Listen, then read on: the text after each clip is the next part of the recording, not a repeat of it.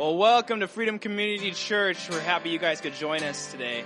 We're going to start off with a time of worship. You can join me as we sing. Sometimes on this journey, we get lost in my mistakes.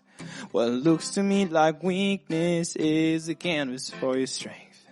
And my story isn't over if the story's just begun. Fear you won't define me, 'cause that's what my Father does. Fear you won't define me, 'cause that's what my Father does. Ooh. Lay your burdens down. Ooh. Here in the Father's house, check your shame at the door. 'Cause it ain't welcome anymore. Ooh. You're in the Father's house, yeah.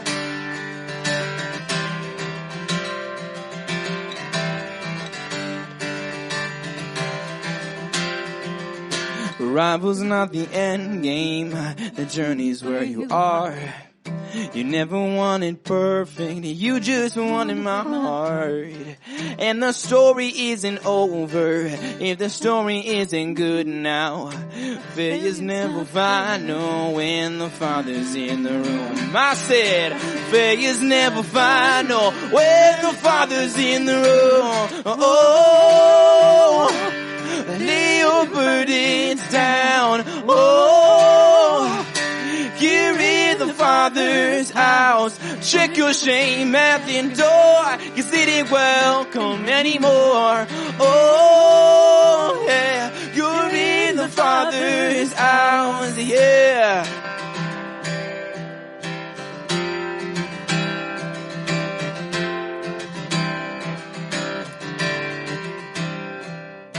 Prodigals come home, the helpless find home.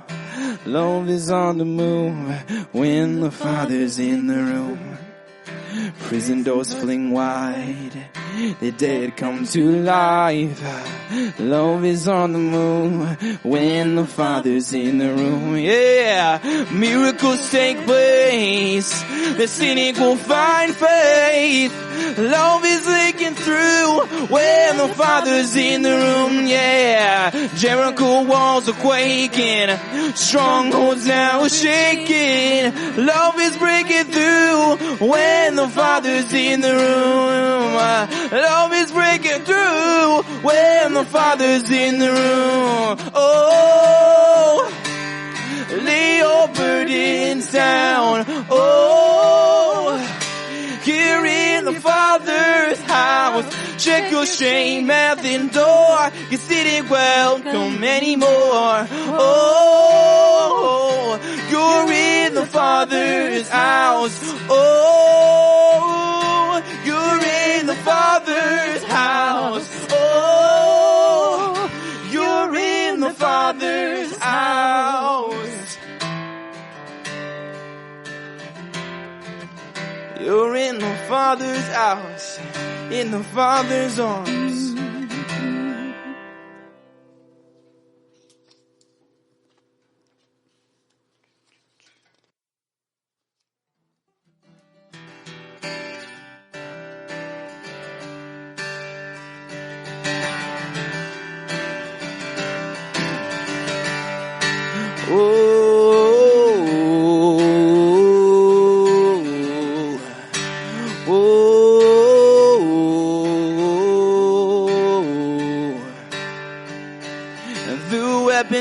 Be formed, but it won't prosper.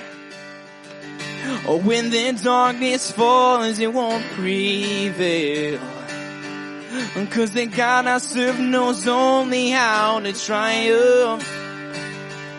Oh, my God will never fail. I know. Oh, my God will never fail. I'm gonna see a victory. I'm gonna see a victory. For the battle belongs to you, Lord.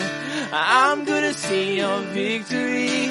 I'm gonna see a victory. For the battle belongs to you, Lord.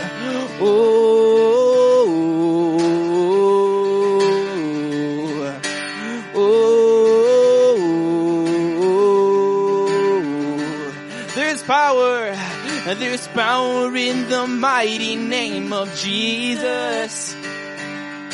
Every war he wages, he will win. Yeah, 'cause I'm not backing down from any giants. Yeah, 'cause I know how this story ends. I know how this story ends. I'm gonna see a victory. I'm gonna see a victory. For the battle belongs to you, Lord. I'm gonna see a victory. I'm gonna see a victory. Yeah, for the battle belongs to you, Lord.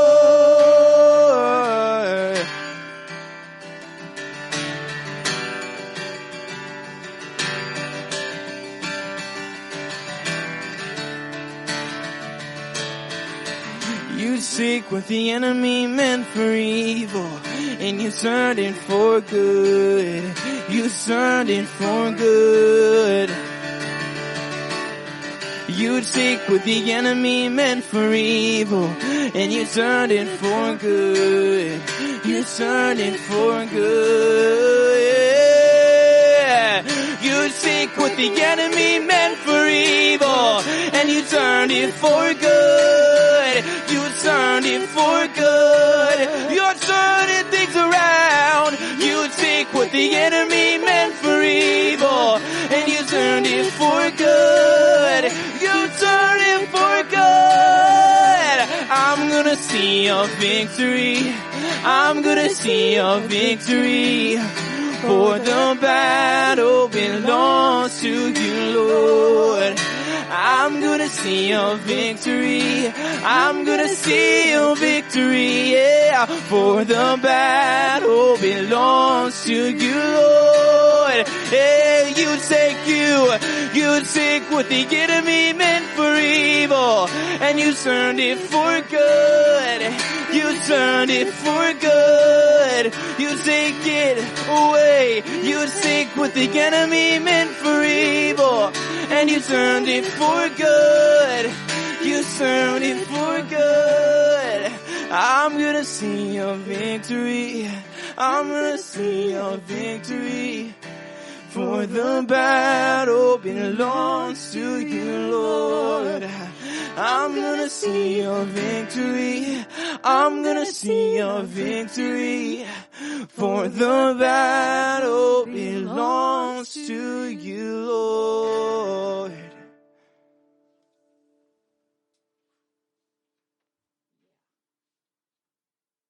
Amen, amen.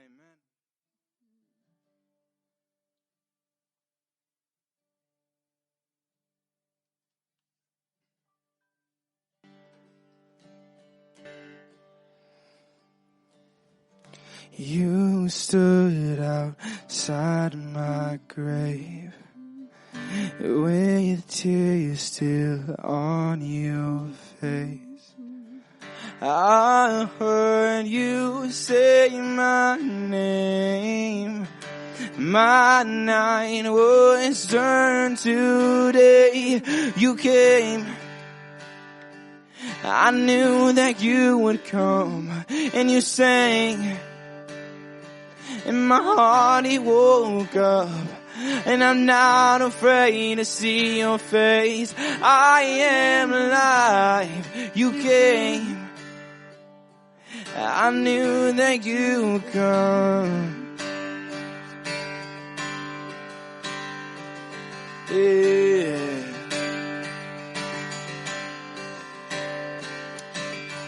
You said death's only sleeping.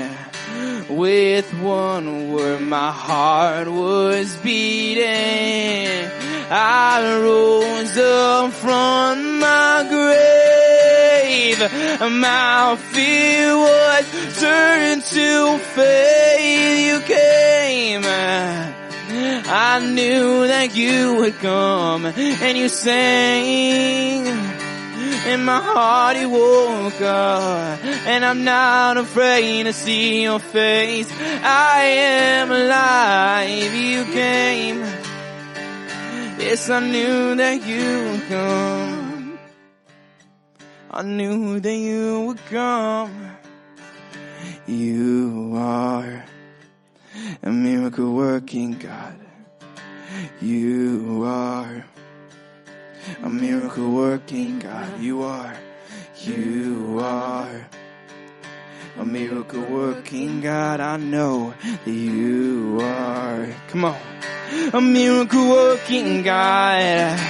You are a miracle working God. You are a miracle working God. You are a miracle working God. A miracle working God. You came. I knew that you would come, and you sang, and my heart it woke up, and I'm not afraid to see your face. I am alive, you came.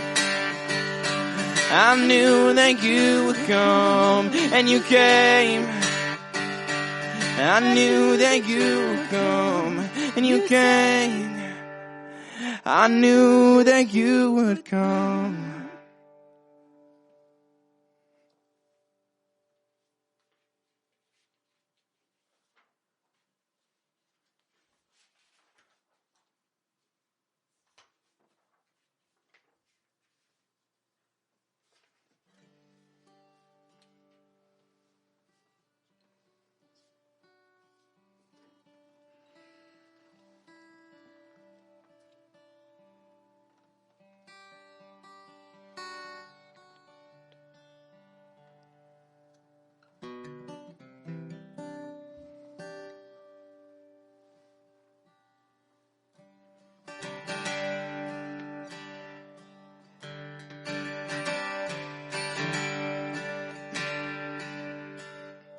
I'll search the world,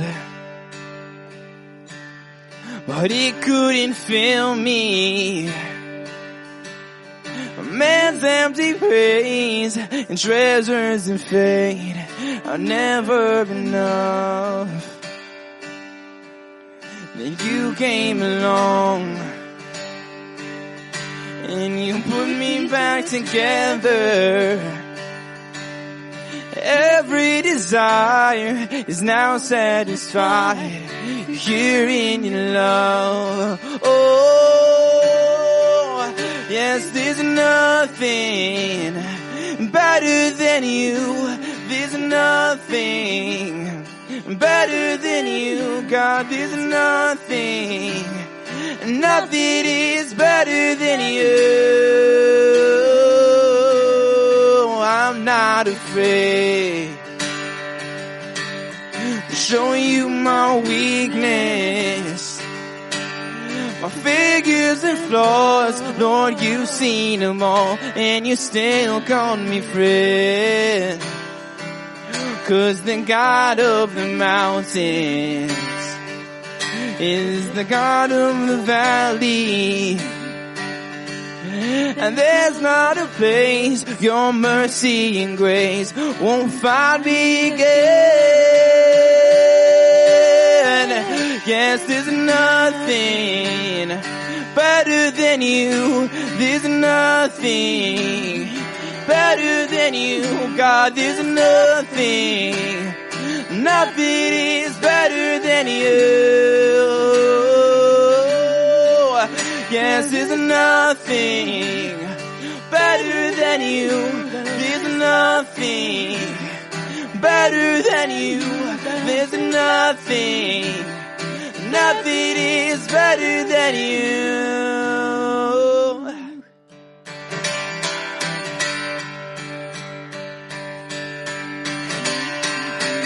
You turn mourning to dancing. You give beauty from ashes. You turn shame into glory. You're the only one who can. You turn mourning to dancing. You give beauty from ashes. You turn shame into glory. You're the only one who can. Graves into gardens. You turn graves into gardens. You turn bones into armies. You turn seas into highways. You're the only one who can.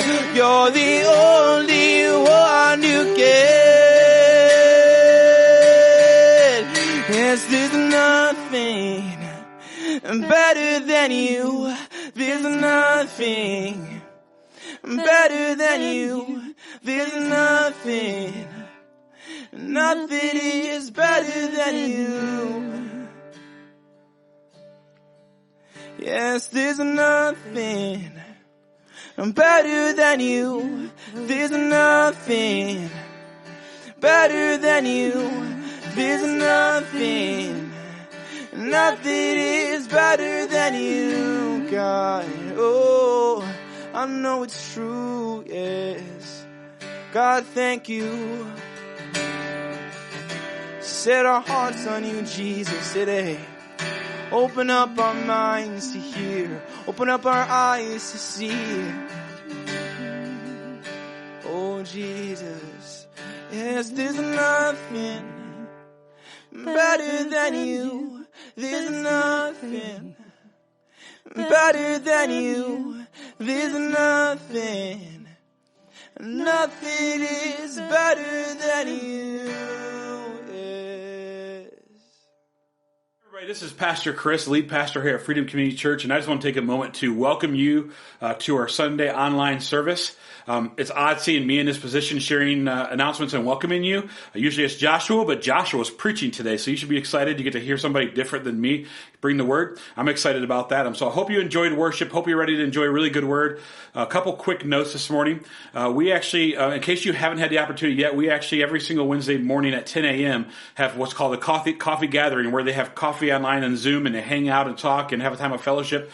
Just because we can't get together in person. The information for that is below on the screen. At the bottom of the screen, you can look and you'll see all of that. Also, today we have 2 opportunities to give. If you want to, for your tithe and your offering, you want to give today, you can see both options below on the bottom of the screen. The links are actually in the description to where you can click and give. And there's, again, you can give online on the website, or you can give through text, which is an awesome way to do it. It's really easy. It's really just simple. So we want to see God move in your life. We want to see God move this morning in you.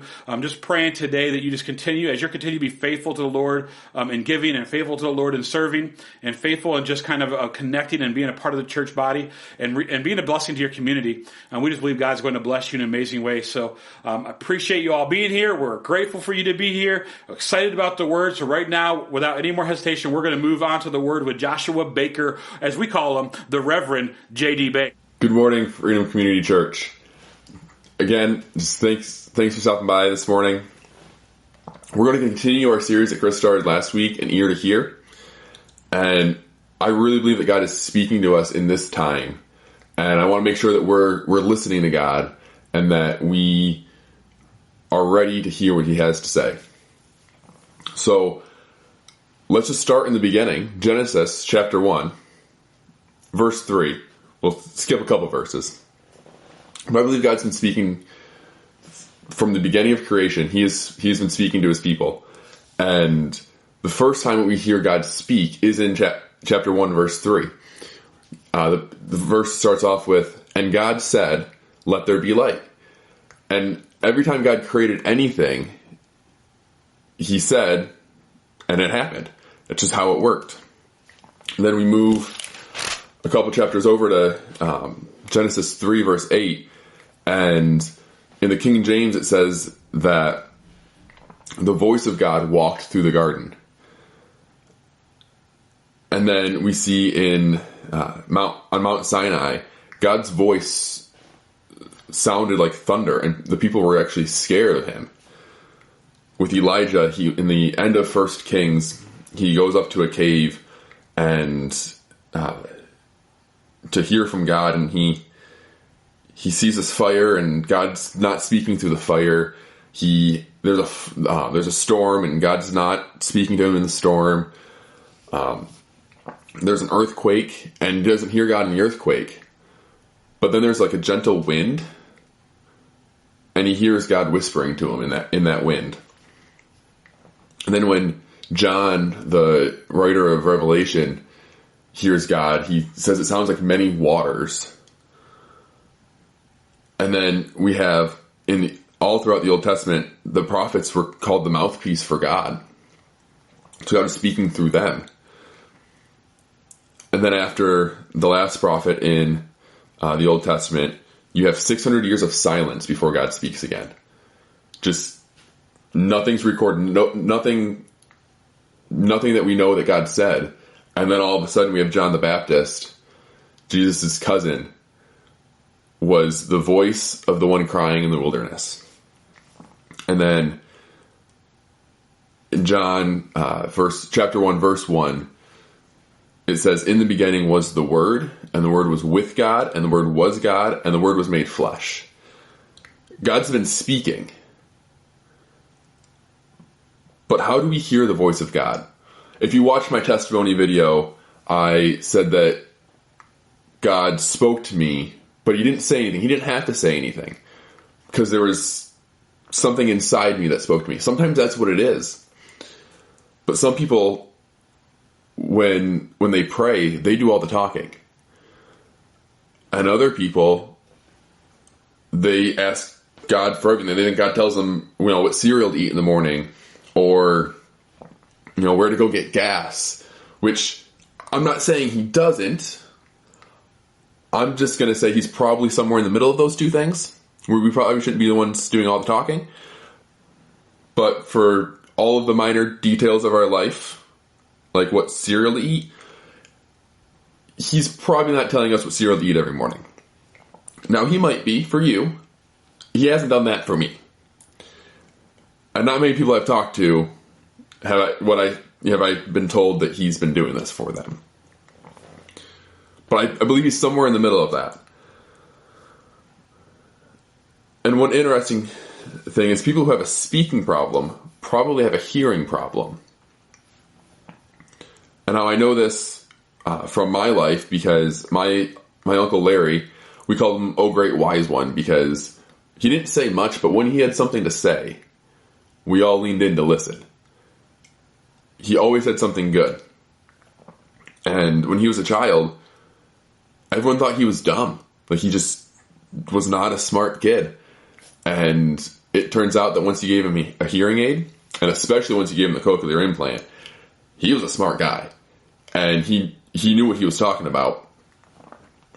But he had a hearing problem, and so that made him not speak. And then he became once he got the hearing aid, he became like an engineer or something. I don't know exactly what it was, but he wore a pocket protector, so he was smart.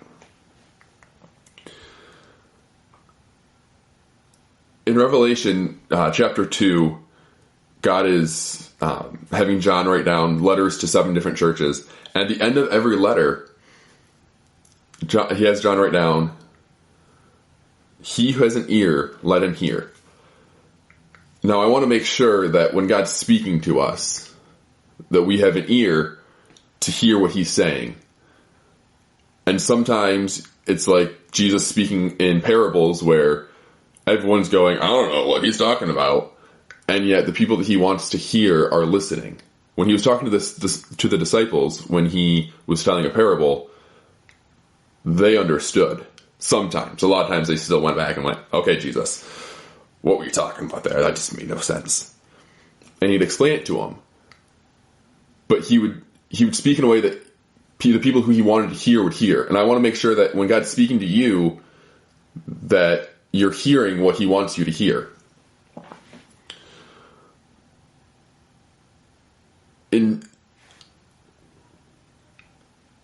Have you ever been driving? I'm sure we've all been here. I'm almost positive we've all been here. We're driving in a car, and we have a GPS system that we're we're listening to, and it tells us, turn right in 500 feet, turn right in 200 feet, turn right in 10 feet, turn right now, turn right. And we turn right. We listen. We don't want her to keep yelling at us, so we listen. And then we don't hear anything for a while. And we keep driving, and we keep driving, and we go, I think I turned where I was supposed to, but I don't hear any more directions. And then we finally look down at our GPS and go, 210 miles, and I'm turning again. Like, okay. So I made I did the right thing. But my GPS just isn't communicating with that to me. I have found that God is like this. He doesn't usually repeat himself repeatedly about what you need to do. When he's spoken to you, he expects you to listen and obey him. I have found this with my life when I was in New York, Dreamtown, New York, far away from where coronavirus is right now, on the other side of the state. I felt called to the ministry that I was a part of, but that ministry was moving to Michigan, and I was like, God told me to go to be a part of this ministry. He didn't say move to Michigan, but he said be a part of this ministry, and I'm like, God, am I supposed to go? Am I supposed to go? And I got nothing. I had nothing from God. And then as time went, I just went, God, you told me to be a part of this ministry.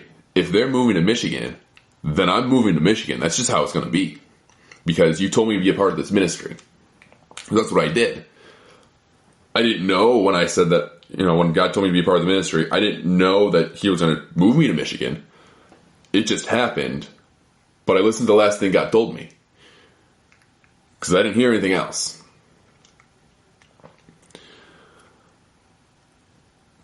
In Genesis 22, God tells Abraham to take his son up to the mountain that I will show you. And to give you a little bit of a backstory here, Abraham and Sarah had been given this promise from God that they would have children that outnumbered the stars, would be as countless as the sands on the beach, and they were in their 90s. Abraham messed up a little bit and tried to force this to happen, and then all of a sudden Abraham's like 100 years old and his wife gets pregnant. And so they have the child, and we're somewhere in his teenage years. Some scholars say 13, some scholars say 19. Nobody's thinking this is like a 5-6-year-old kid. We're thinking this is like a teenage boy, man, child, and 100-and-some-year-old man on this journey together.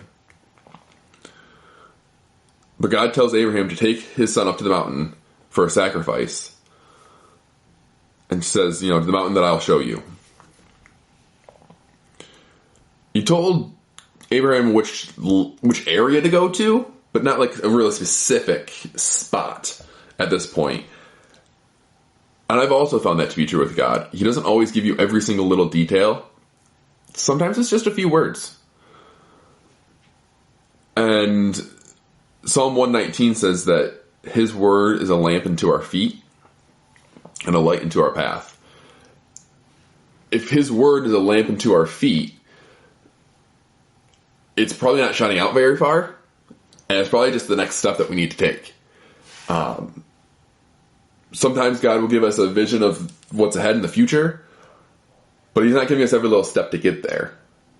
And we just have to keep counting on him for where that next step is. We might know somewhere out in the future where we should end up, but we don't know the path to get there. So Abraham knew what the future was, but he didn't really know where to go. But he starts going. He starts going towards the land that God told him to go to. And then in Genesis 22 verse 5, in the King James Version, God gives Abraham some country directions. He says, over yonder. And that's not really specific either. If you tell me to go over yonder, I'm automatically thinking, first of all, that I'm back in Pennsylvania and somebody's telling me, like, go over yonder down that cow path. Which cow paths are very real in Pennsylvania. They don't have cows on them anymore, but they paved them and now they drive cars on them. But Abraham walks by faith and not by sight. He doesn't really know where he's going, but God's told him to go there, so he's going. But what he knew is that God would get him to his destination. But we need to be faithful through the journey. We might know, God might have told us, 10, 15, 20 years down the road, or maybe just what next week brings. But we don't necessarily know how to get there. And God wants to make sure we're faithful through the journey. Abraham knew that he was going to be the father of many nations. He had one son and he was 100 years old. So this didn't really seem like it was going to be possible. But he knew what the destination was. And now God's telling him, take your son over yonder and go sacrifice your son for me.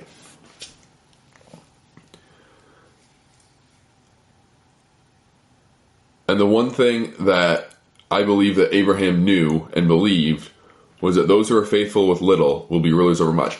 He might have been thinking and concerned about this the whole walk up the mountain.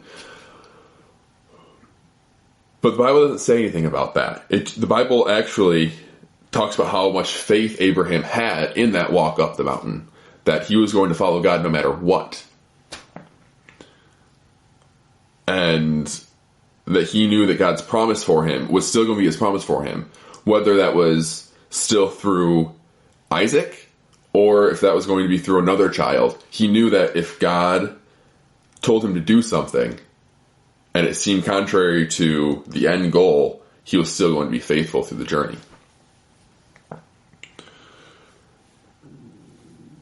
And if we don't want to follow God through the journey, because sometimes that journey is hard. Right now, that journey is hard. But if we don't follow God through the journey, we will end up going in circles, just like the Israelites did, wandering the desert for 40 years.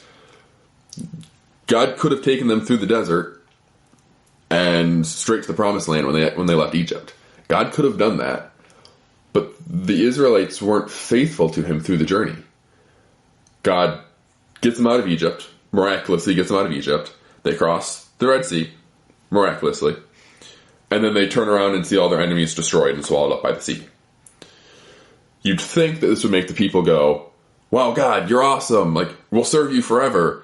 And they'd remember this, at least for their lifetime. Like, maybe their kids would fall back a little bit and be like, I don't know, like, those are just stories that my parents told me. But, the parents, the people that were there, they should stay faithful to God after seeing this. Like, we all would, right? Maybe.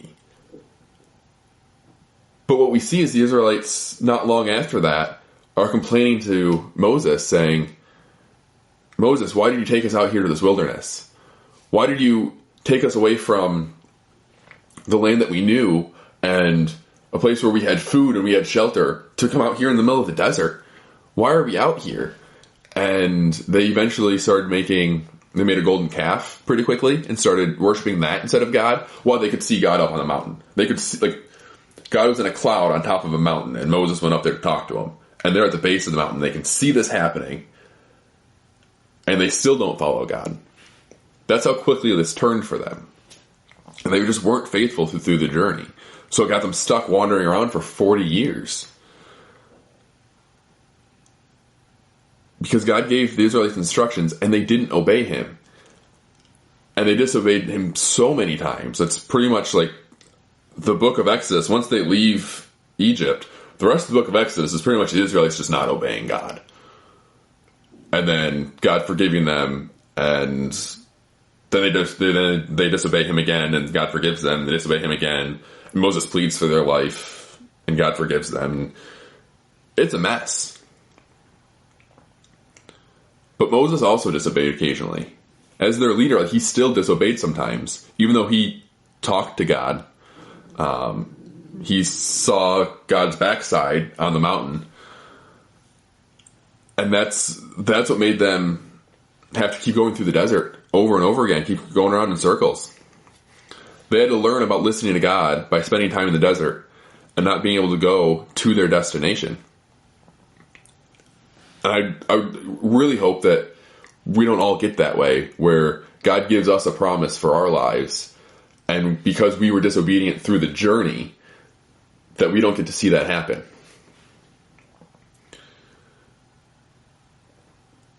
And some of us might be going, well, it would just be easier if God just gave me all the facts, like gave me everything that I needed to get through the journey. Like, why doesn't he give me that?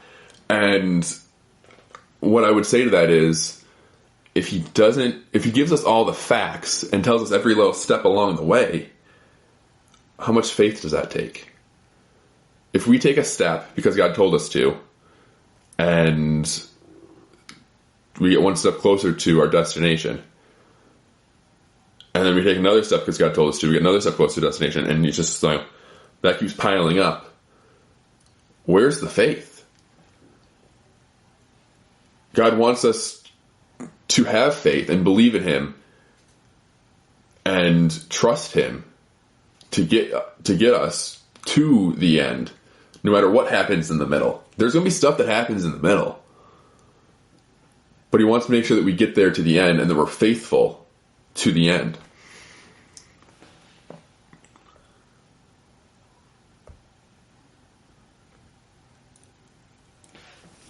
And if you stay in your comfort zone, you'll never experience the supernatural. There's a spot that we're nice and comfortable in, and we want to stay there. We don't want to move out of that spot because it feels nice. It's nice and cozy. And we know what happens there. We're familiar with it. And we like it there.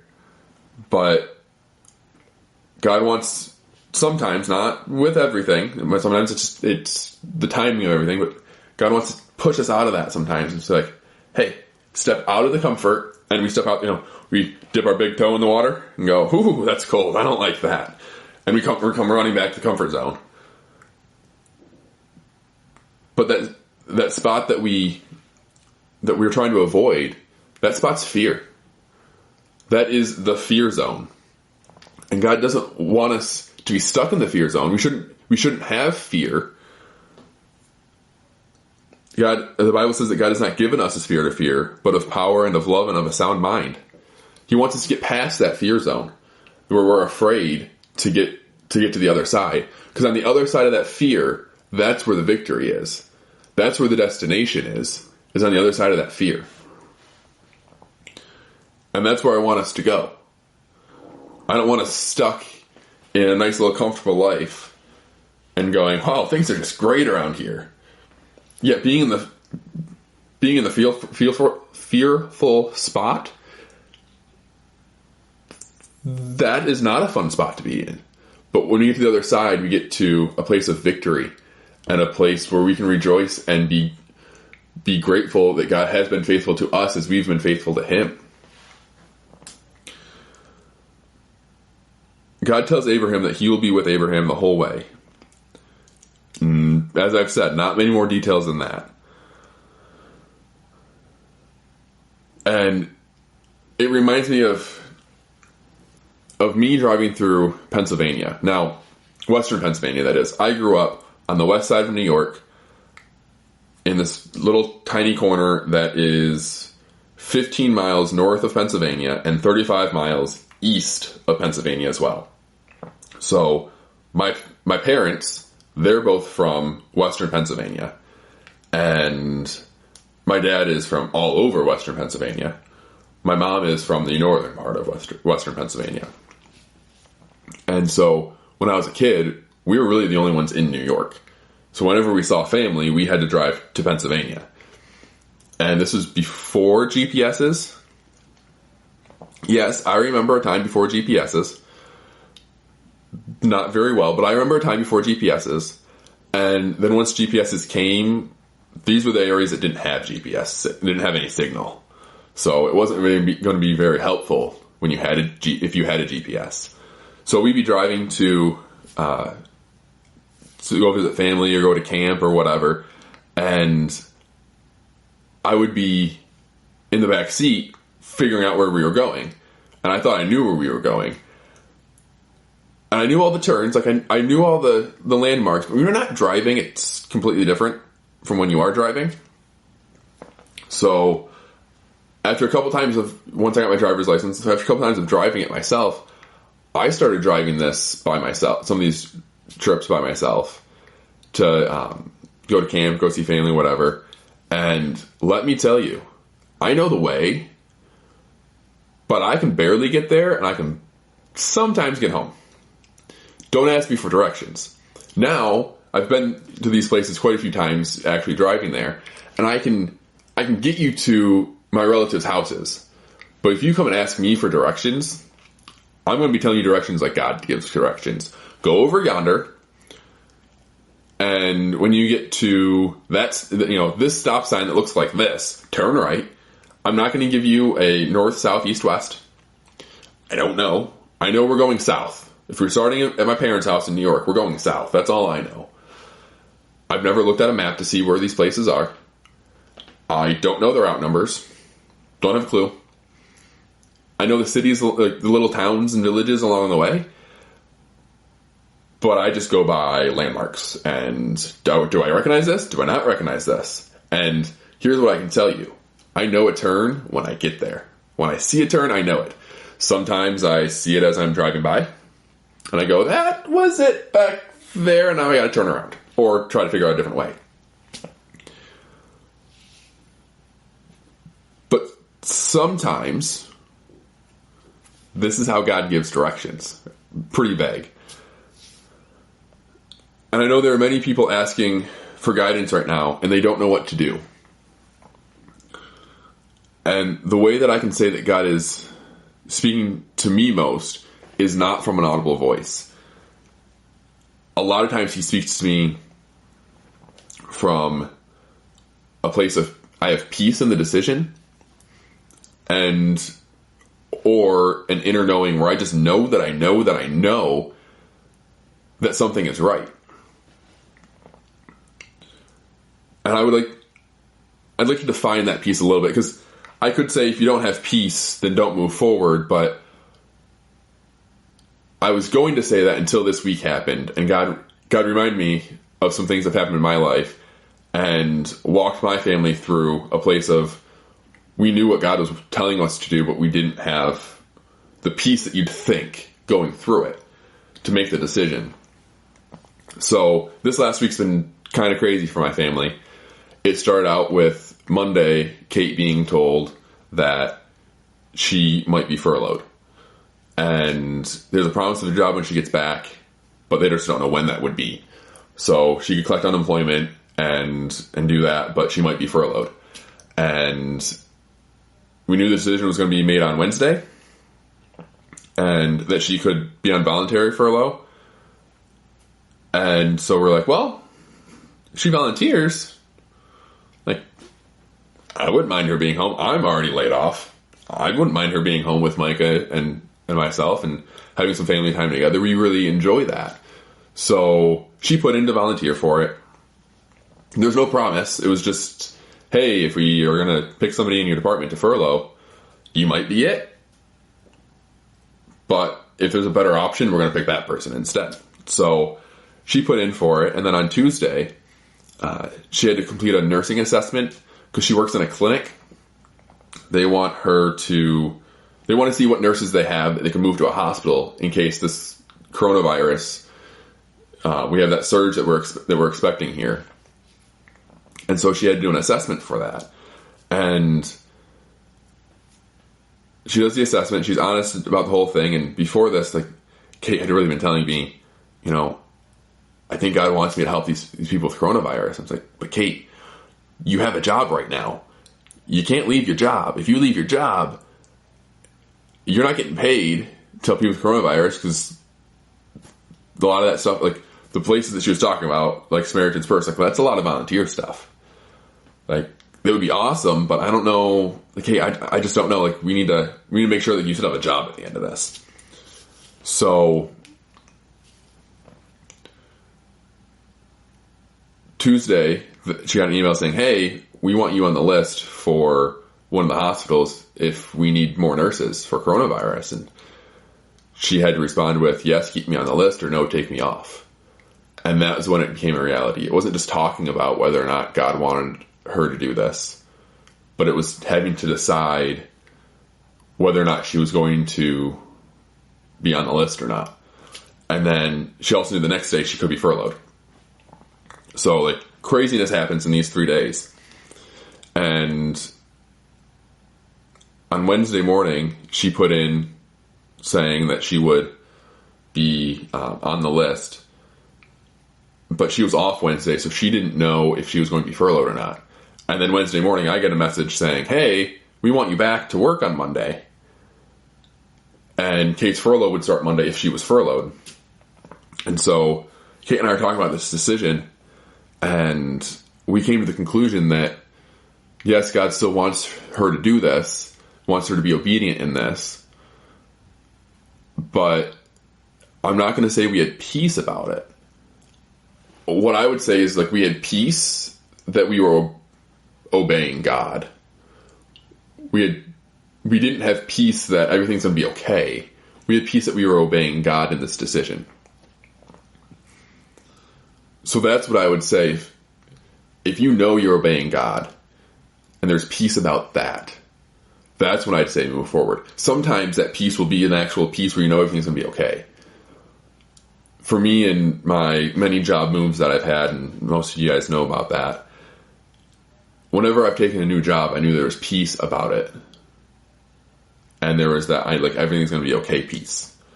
This, with Kate, and I've been through this before when God's giving me a word for people, and I'm deciding whether to say it or not. It's not a piece of everything's going to be okay. It's a piece of, I know that I'm obeying God, and if I don't do this, I know I'm disobeying God, and that feeling hurts a lot worse than the being scared to move out of my comfort zone.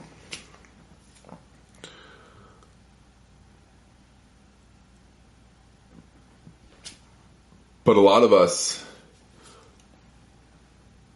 we don't put ourselves in the position to hear from God. Kate wouldn't have known what decision to make if she hadn't put herself in a position to hear from God and what He wanted. And a lot of times that means you're separating yourself and going and being alone with God, getting yourself away from distraction. Paul was alone in a jail cell when he wrote the epistles. Most of the New Testament, he was alone in a jail cell. John was on the island of Patmos and most likely was by himself when he wrote Revelation. John the Baptist was in the wilderness. It's not called the wilderness because it's heavily populated. I'm going to tell you that much. He was alone. Jesus was alone in the garden talking to his Father about the decision that he had to make to go up on the cross and bear our burdens and take our sin and put that on himself. And Elijah was alone in the cave when he heard the whisper. We train our ears when we're alone with God. So that way when we're out in the world, when we're out amongst everything, we can pick out God's voice.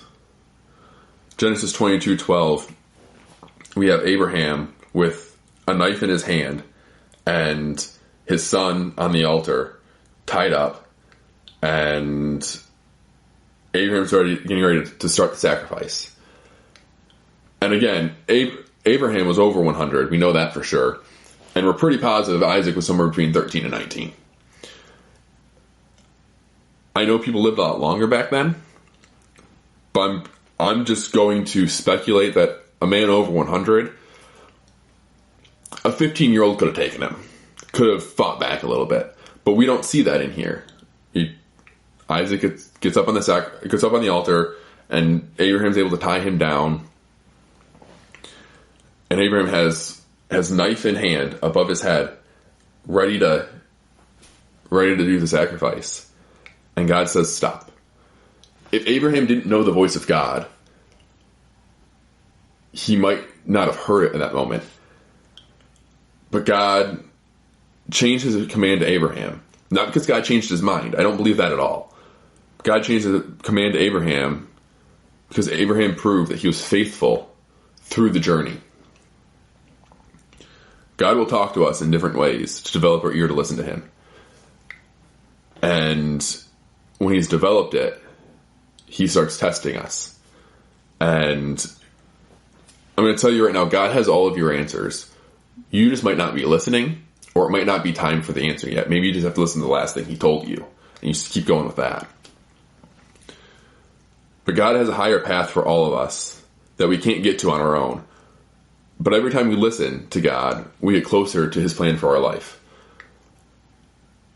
It's been amazing to see how God's plan for my life, and again, I talk about this in my testimony. I know I've referenced it a couple times now, so it's on Facebook, on our Facebook page, Freedom Community Church. If you're watching this video, you probably know where that is. I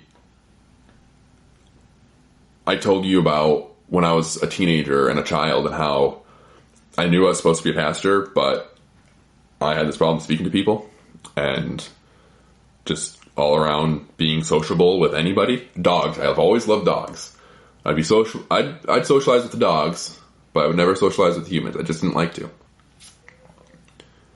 And I couldn't have seen that, like where I'm at now. But by following God and just moving one step at a time where God's told me to go, I can now see myself I can see how I've gotten to where I am.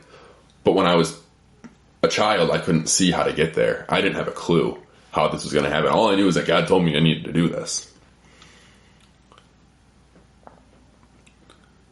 But God promises to provide for us. Every time, he promises to provide for us. It might not be in provision that we think. Sometimes that provision is the same manna that we've eaten, for the last 3-4 years. Sometimes that provision is a land flowing with milk and honey. But provision is provision. God's still there, and he's showing you something. And our current situations, they're not a surprise to God. He knew about coronavirus. He knew what was going to happen. He knew how it was going to affect society. He knew that we'd be here today on this video talking to you. And none of that surprised him. We just need to hear from him to know where our provision is. If Abraham weren't listening to God, he would have killed the promise for God, he would have killed the promise from God for his family. Saying that God's promise that his family would outnumber the stars.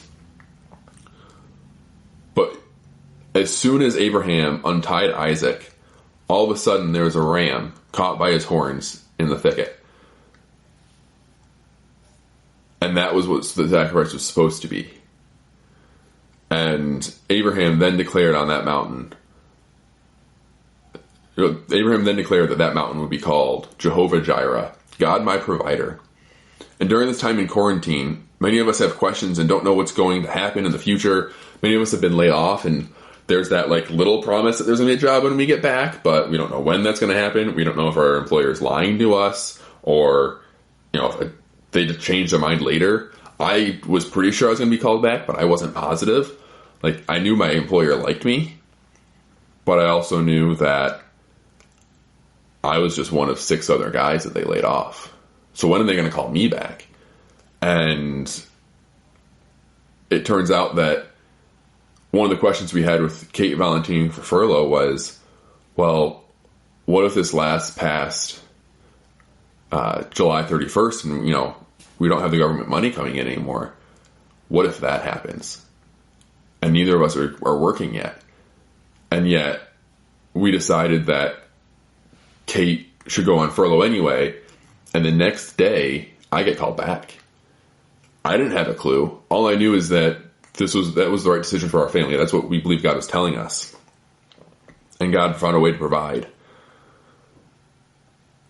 So a lot of us, we don't know what's happening in the future. But let's declare as a church today that this place that we're in, this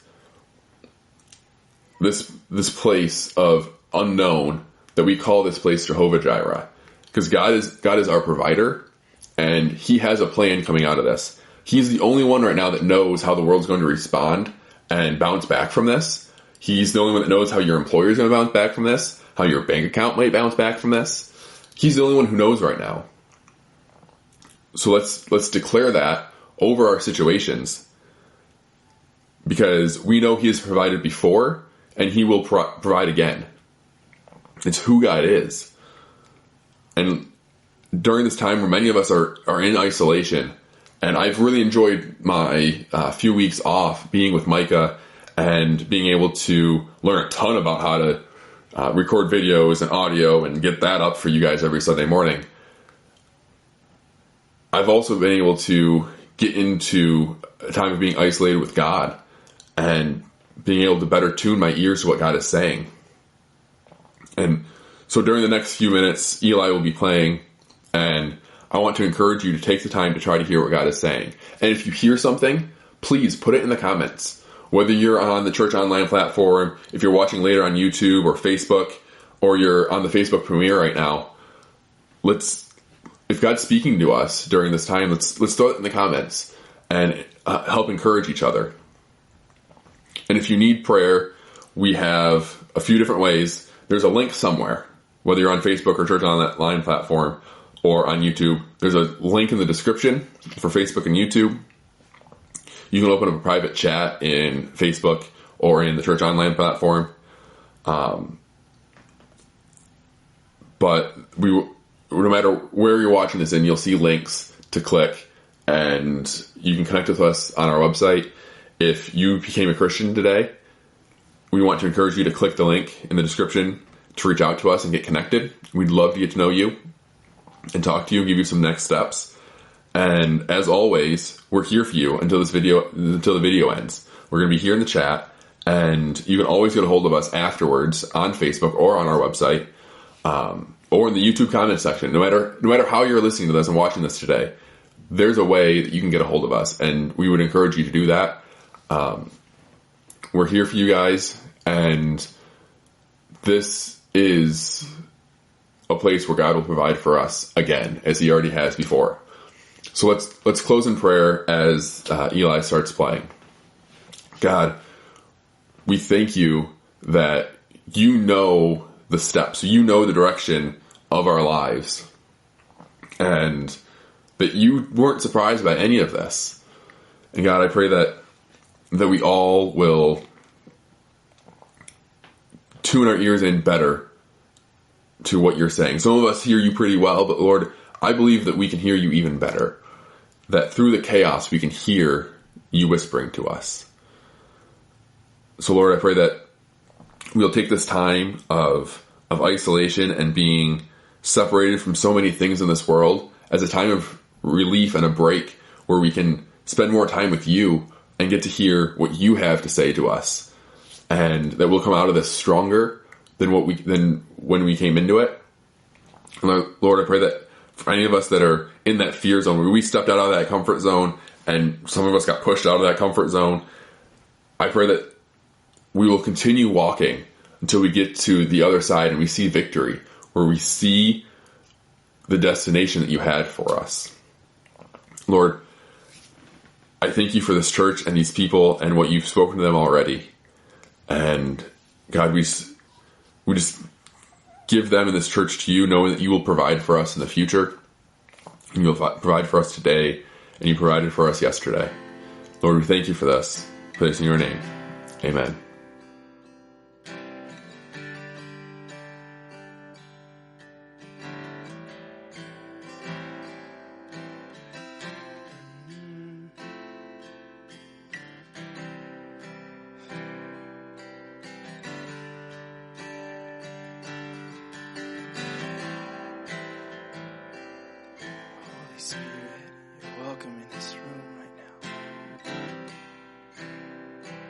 welcome in this place.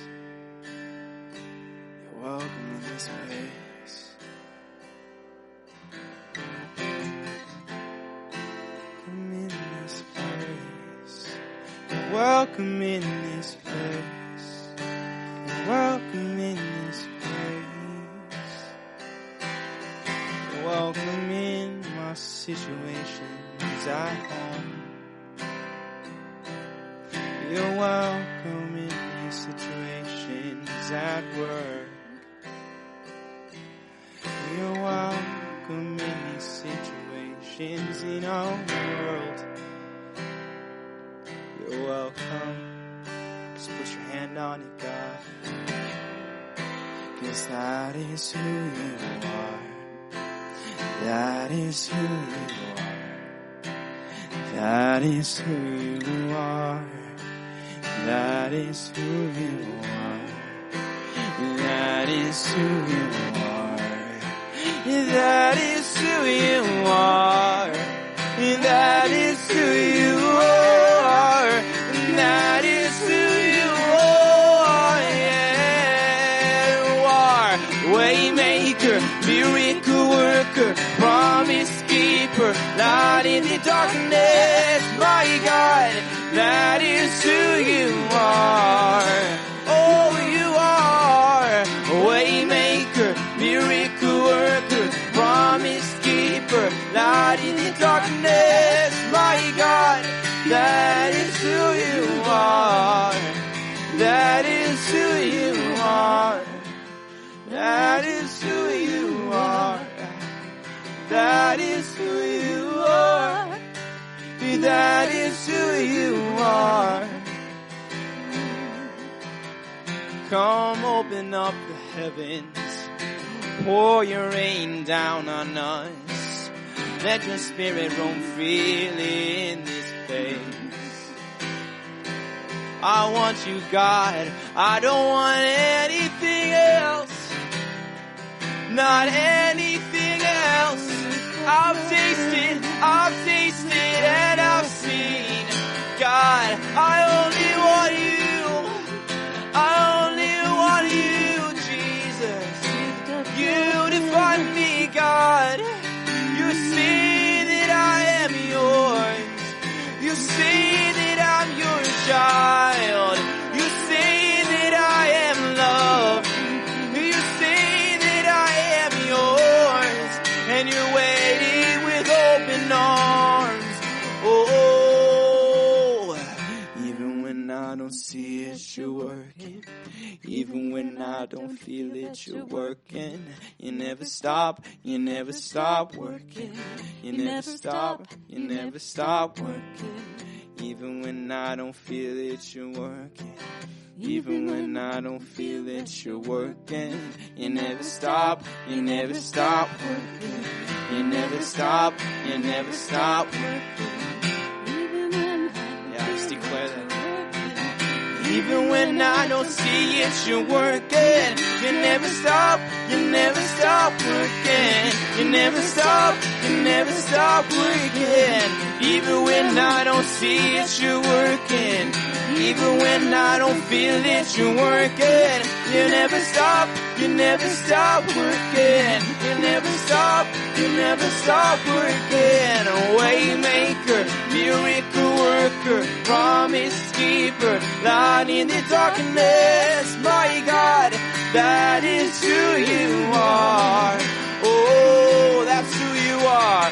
Waymaker, miracle worker, promise keeper, light in the darkness, my God. That is who you are. That is who you are. That is who you are. That is who you are.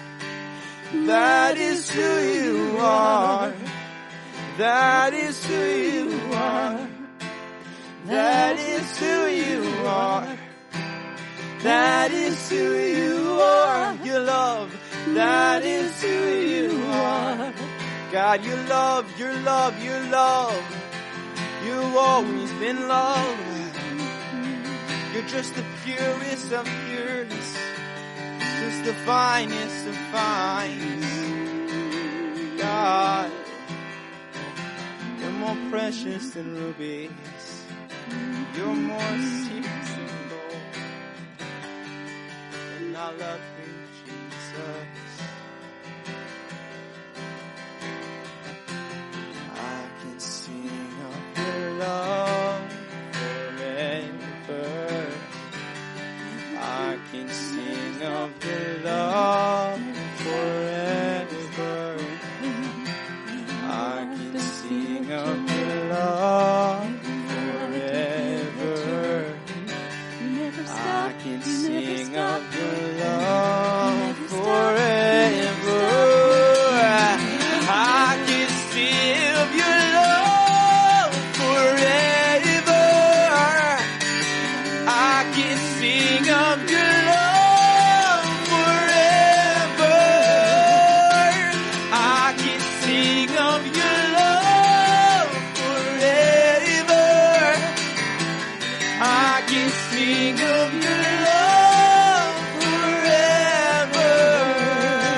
Waymaker, miracle worker, promise keeper, light in the darkness, my God, that is who you are. You're so strong, God. Waymaker, miracle worker, promise keeper, light in the darkness, my God, that is who you are. One more time we sing and declare it.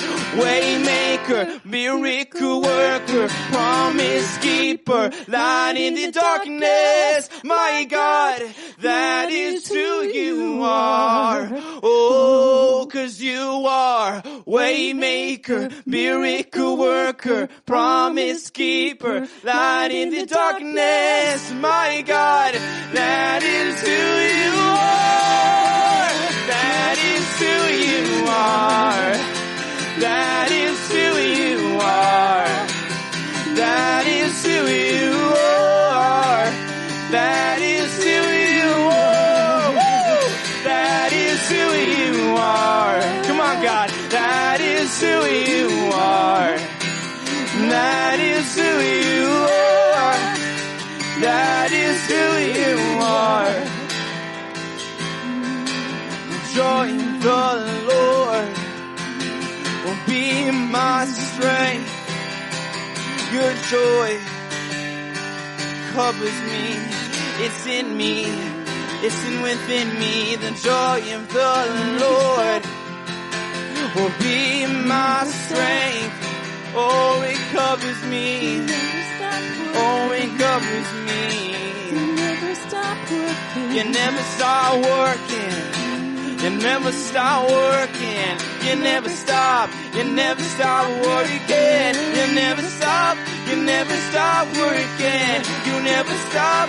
You never stop working. Even when I don't feel it, you're working. Even when I don't see it, you're working. You never stop. You never stop working. You never stop. You never stop working. Waymaker, miracle worker, promise keeper, light in the darkness, my God, that is who you are. Waymaker, miracle worker, promise keeper, light in the darkness, my God, that is who you are. One more time. Come on. Waymaker, miracle worker, promise keeper, light in the darkness, my God, that is who you are. Waymaker, miracle worker, promise keeper, light in the darkness, my God, that is who you are.